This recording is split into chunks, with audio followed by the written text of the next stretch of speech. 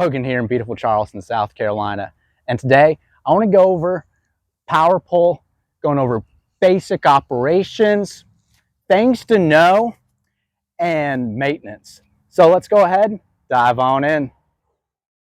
So PowerPole is pretty easy. This is a pretty common setup you're going to see where it's mounted either on the engine bracket or behind the engine bracket. And you're going to see these two hydraulic tubes that are going to go to a hydraulic pump somewhere inside the boat that we'll look at here in a few. The PowerPole is pretty simple to use. It's going to come with a little fob like this, press of a button. We're going to go ahead and drop it down. Then if you press the up button, it's going to come right back up.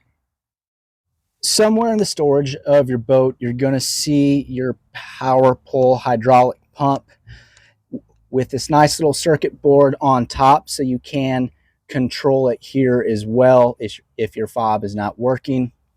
On the maintenance side, just remember you want to keep that hydraulic fluid. There is a fill line on that as well. So one of the most important things to remember with your PowerPole in saltwater use is that we do want to make sure to hose it down. And what you really want to do, go ahead and open it up a little bit. Take your hose and just start spraying. Get every little nook and cranny that you can there on your PowerPole. If y'all have any questions, leave a comment below. Subscribe if you like the content, and have fun out there in the water.